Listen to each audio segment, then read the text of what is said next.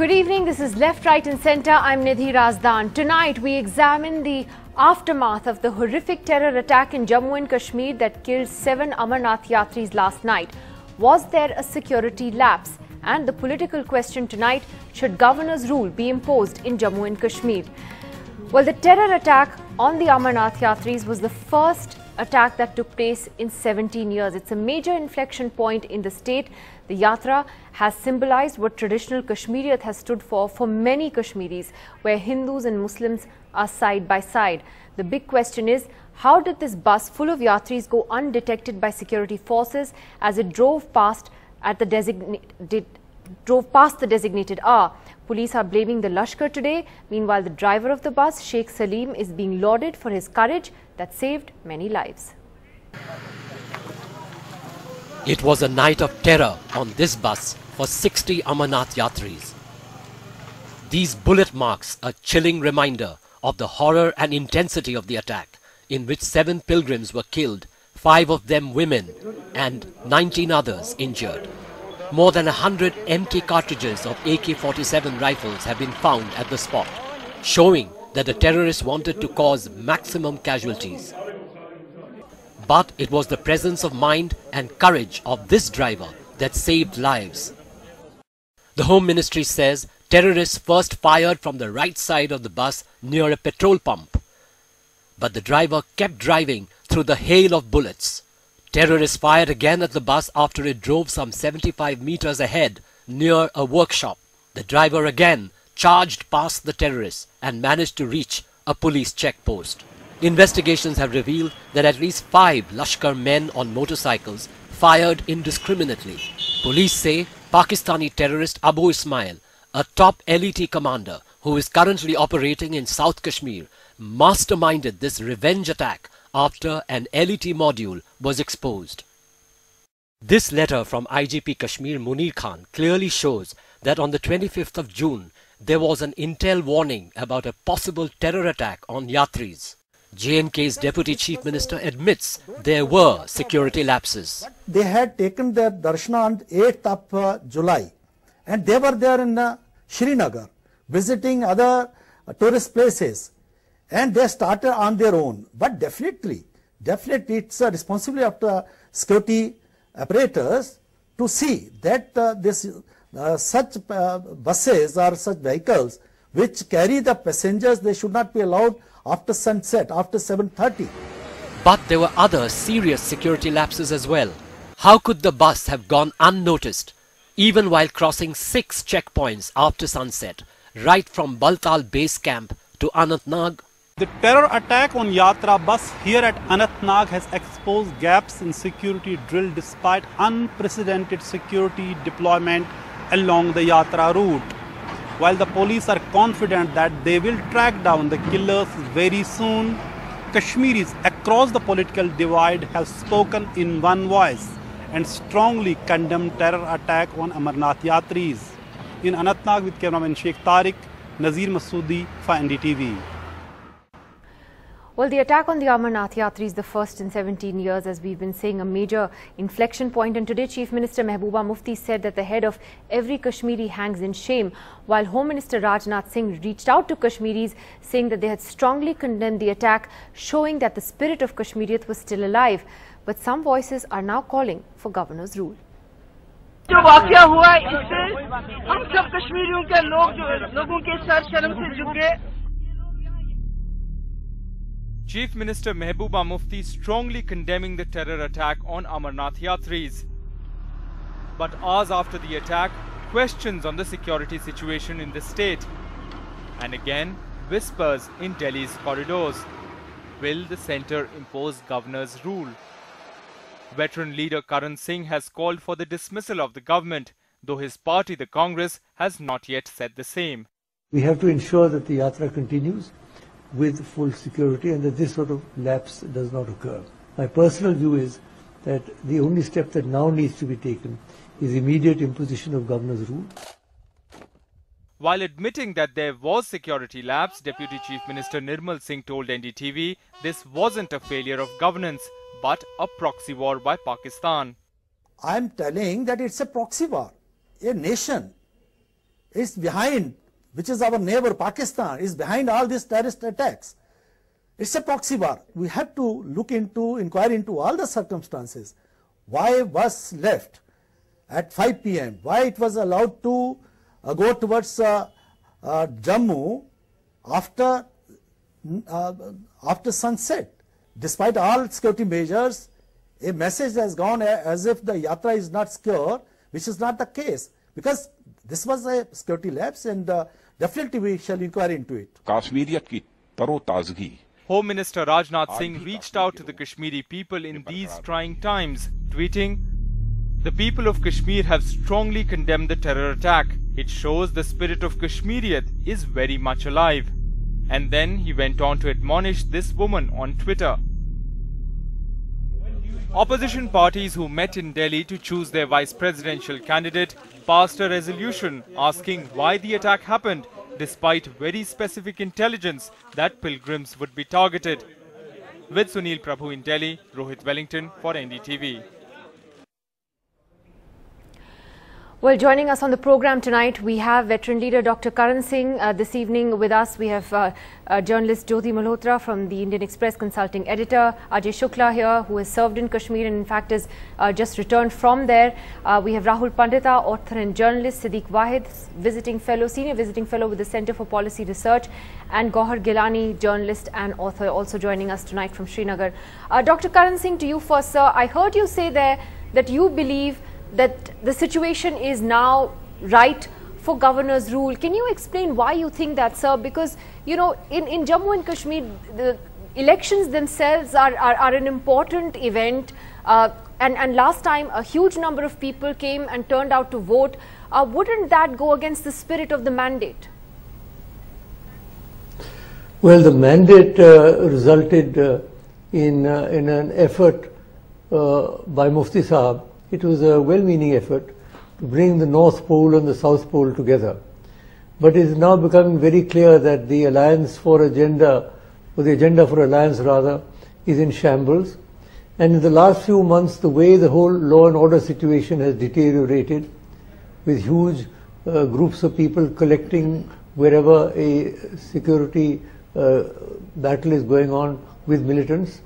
And then this terrible attack on Yatris, which is really quite inexplicable, because why was that bus allowed to go at all?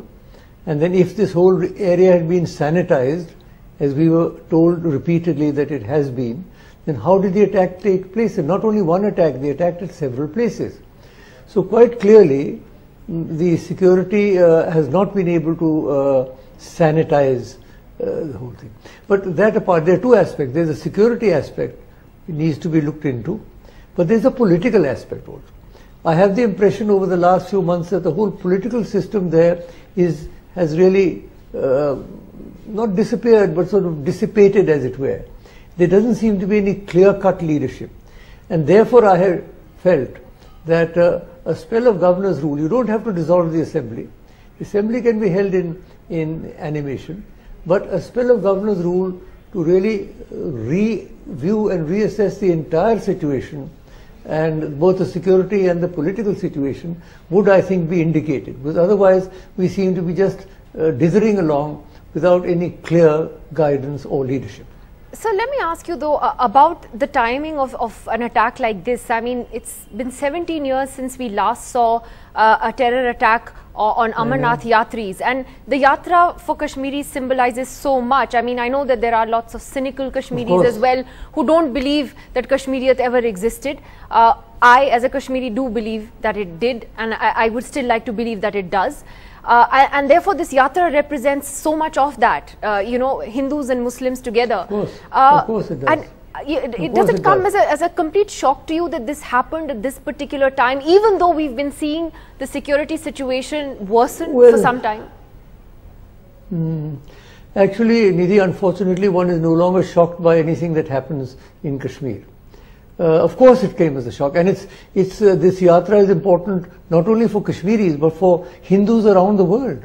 Lakhs of people over the few decades have visited the cave. So it is a very, very significant thing, and the fact that In Kashmir, Muslims and Hindus both were involved in the yatra, or Mahant Dipendra Giri of the Dashnami Akhada, who carries the chhadi, the Kashmiri Pandits in mutton, and the Muslims who, the Maliks and others who all facilitate the yatra, they are very much involved. But the way the situation has deteriorated over the last few months, that is a matter of great concern. And that is why I am suggesting that something needs to be done. We cannot just go down on this spiral, downward spiral like this. It is a very deep hurt, not only to Kashmiris, but to every Hindu around the world. So do stay with us. I just wanted to take your views to the rest of the panel this evening. And Siddique, let me ask you first. You know, what was really heartening to see today, Siddique, was, you know, Kashmiris coming out, civil society in Kashmir coming out in protest in the evening and, you know, condemning this. And we've seen the condemnation from, you know, from across the board in Kashmir. There seems to be quite a sense of shock among ordinary Kashmiris that something like this could happen. Yes, there is. And in fact, I come to the studio directly from a sort of a rally and a sit-in against what took place yesterday. So I think that that's very much there. But one of the cries that you're starting to hear again and again is that we want this fully investigated, because there are too many loose ends on too many similar sort of massacres that have happened, both of Hindus as well as Muslims, and Sikhs, of course, such as Chittasingpura, which need to somehow sort of be concluded. It never concludes. And that's a point of frustration here. What are you saying exactly? I mean, today the police were blaming the LET for this, the Lashkar for this. What is the uneasiness regarding the investigation? Is it that it never comes to a conclusion, actually? Let me tell you. And stays in the realm of speculation?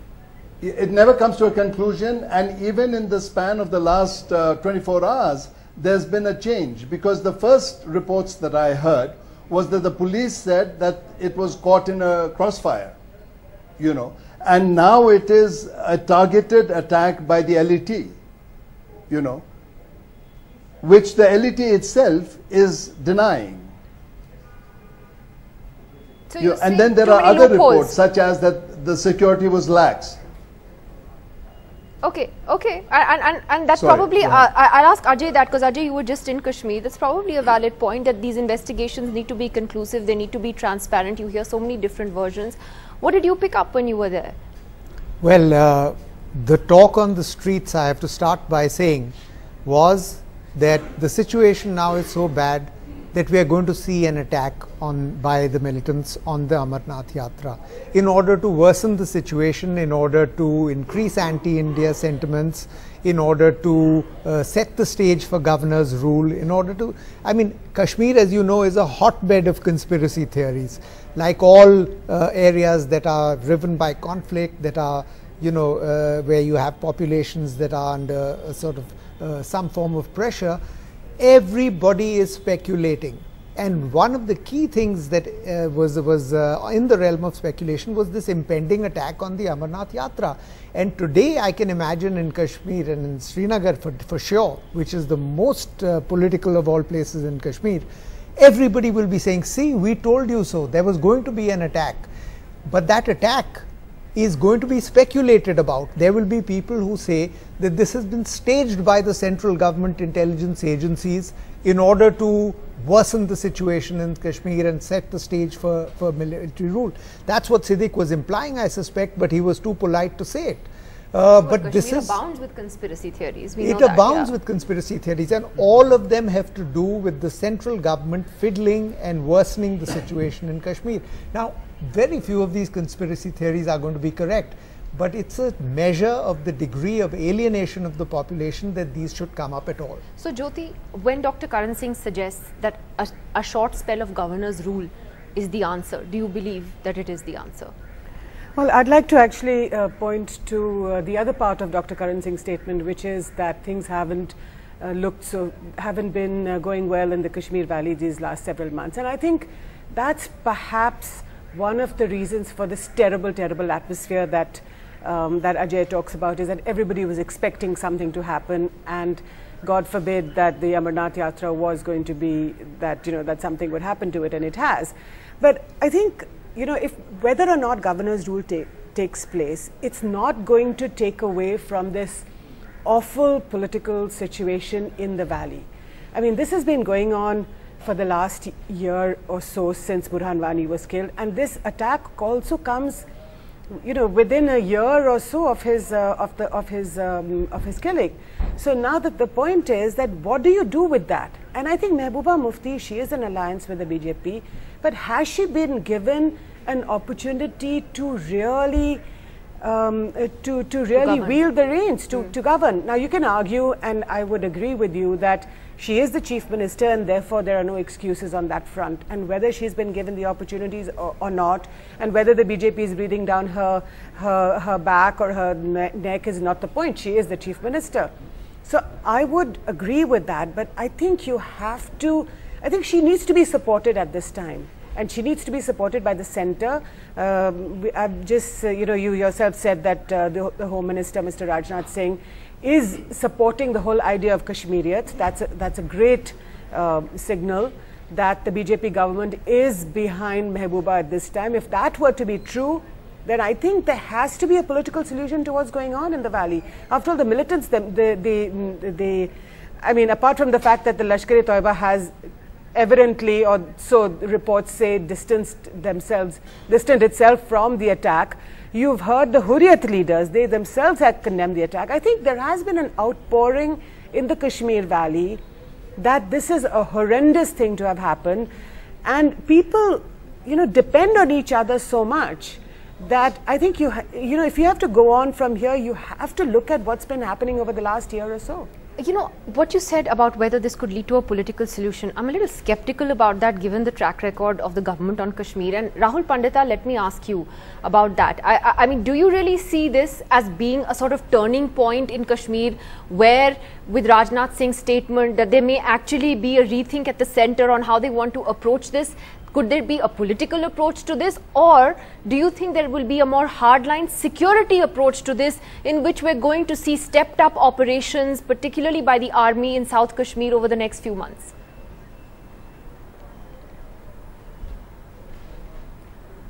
I think the thrust of the security operations, particularly in South Kashmir, is visible to all of us, and that's what I've been arguing since yesterday, since the news of the attack broke. You see, the July of 2016 is very different from July of 2017. July 2016, when Burhan Wani was killed by security forces, the entire South Kashmir spiraled into chaos. Now, I'm not suggesting that things are hunky-dory and everything has returned to normal. But clearly, from my experience on the ground, traveling through the length and breadth of South Kashmir in the last few weeks, I can tell you assuredly that the police have an upper hand now. I think ideally, some of us have been suggesting, even Dr. Karan Singh has been talking about it, that to deal with this chaos in law and order, these droves of civilians coming to disrupt militant operations with security, encounters, ambushes, etc.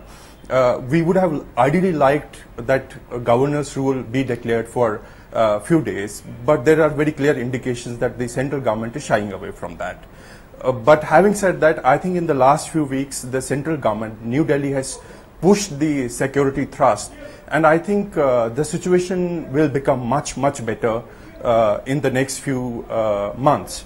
With the killing of most of these militant leaders in South Kashmir. It's interesting that you say that, and Rahul's in fact just done quite a comprehensive story on the police, particularly in South Kashmir. Gauhar Gilani, let me ask you though, whether you believe that two things, this attack on the Yatris and the way that the DSP Pandit was lynched, whether both these events have made a kind of, are in a sense a turning point for Kashmiris and how they are viewing what is going on, and vis-a-vis their alienation and anger with the state of India.